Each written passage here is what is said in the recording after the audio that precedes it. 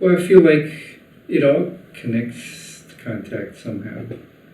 And I am interested to see the connections, not only to contact, but everything, each to everything else, that everything is connected somehow. And how do I see those connections, and how do the connections support each other and just enrich, my understanding and my experience of the world.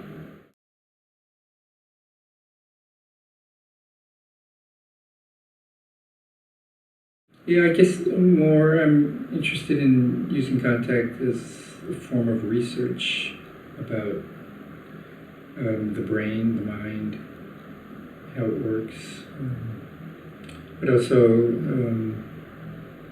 how we are in the world and how we can make the world a better place. I know it sounds idealistic, but I feel like there's potential for it. And there are a lot of principles in contact that can directly apply to the world that would really make a big difference if people were open to it. Like this notion, I mentioned it in class the other day, that if you're leading somebody, that you are following the person that you're leading. You don't just lead and hope they follow you. And this is a very kind of holistic way of interacting with people, because it's not just about me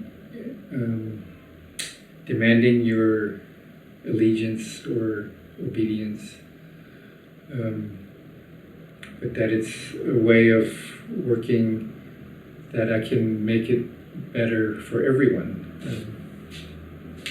And it's such a basic, simple principle, but most political leaders don't realize this. And maybe if they did contact, even just a few beginning classes, it would help them. Because I feel like movement is such a strong teacher, and it helps you to learn different things other than just how to move. And I feel like it's an important aspect of education that is not emphasized strongly enough.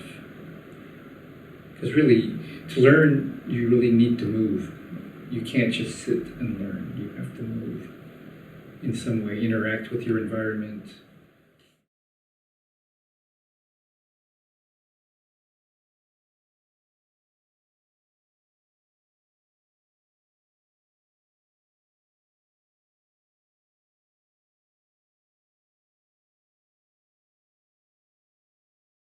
Well, when I'm moving, there are many things happening at the same time. Where's my attention and interest? What am I focusing on? What's happening inside my skin? How am I feeling? Where do I feel the weight?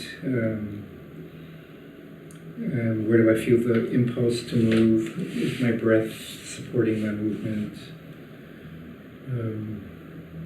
Do I feel safe in the movement? And it's a lot of different things. Am I falling in a way that I know that I can land, or am I taking someone's weight in the way that feels safe and pleasurable? Because it's really about enjoying the movement. I know I dance because I enjoy it, and if it's not enjoyable, then I probably wouldn't do it. And it feeds me, it nourishes me on different levels. So that's on the inside. And then on the outside is what's the relationship to the other person? Are we communicating, or are we just doing our own thing? And maybe other people in the space. So what's different, I guess, in how to communicate often is that it's a non-linear in movement. The communication is non-linear, meaning that things don't happen one after the other, but many things can happen at the same time. Whereas, just in spoken language, one word comes out at a time.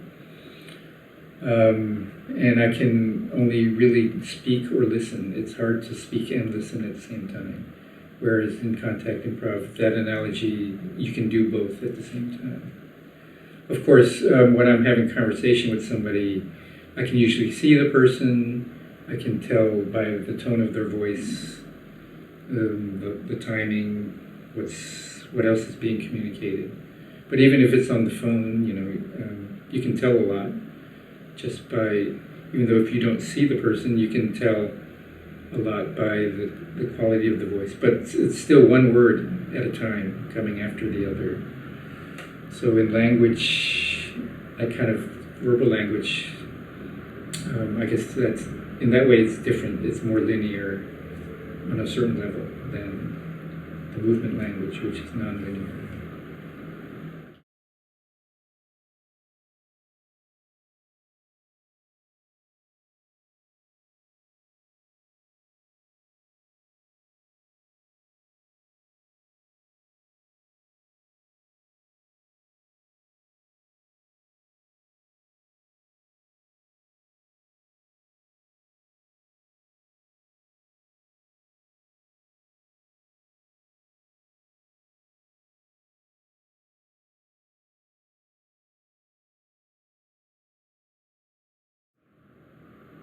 Well, I guess it depends on what you really mean by technique. If it's a very specific way of moving, or if it's more,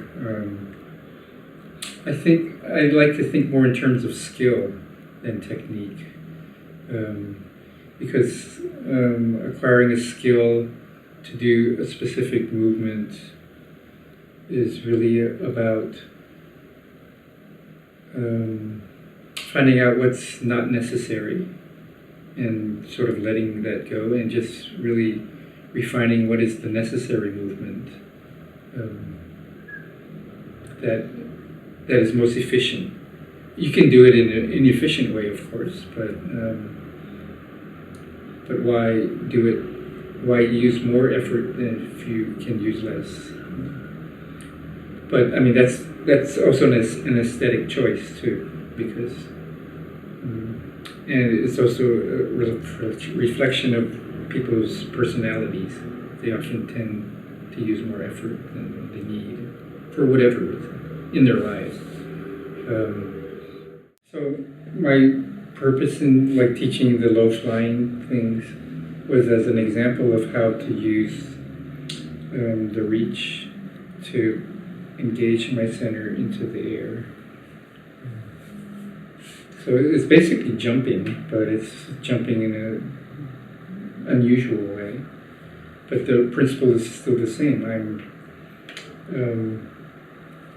extending my intention through the reach to engage my center to move off the floor or up. And so I can do, so I've discovered or developed different ways that I can use that same principle in moving. So I teach it partly because people are interested to learn to do that kind of thing, but also as a way to show that this principle can manifest in lots of different ways.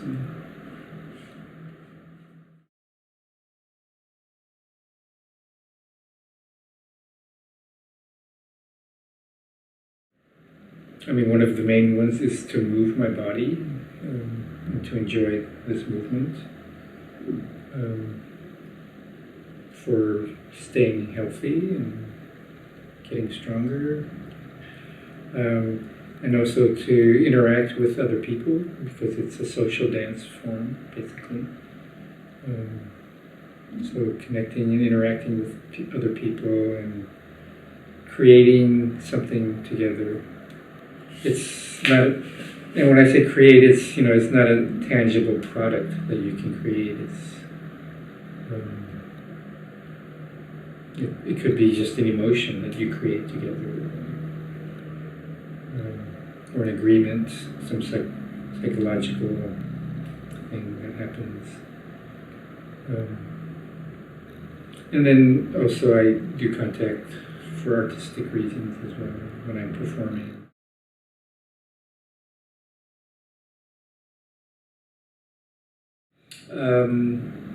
Really, it's really about how I have to be totally in the present moment, and there's no hiding from that. There's no escaping from that. And I like having to be in that position because it's really, I mean, to me, it's almost like a spiritual practice. It's really putting myself in the spot where, okay, I just have to be here, totally present with. And I could try and fake it, you know, but that doesn't feel right for me.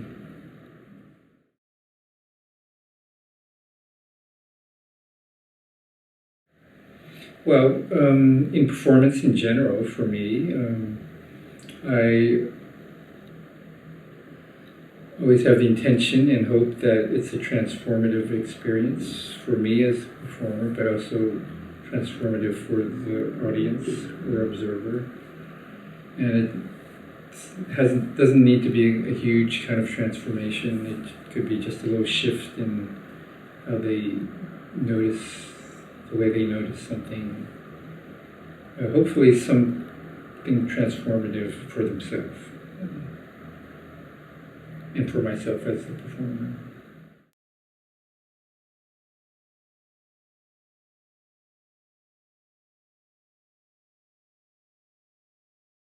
Well, I feel like theater is kind of inherent in just being human, being alive, and especially in interaction between humans. There's a certain theater already.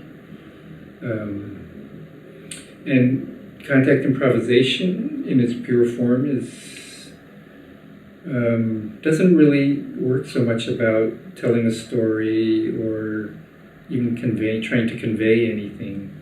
It's just a physical form of practice about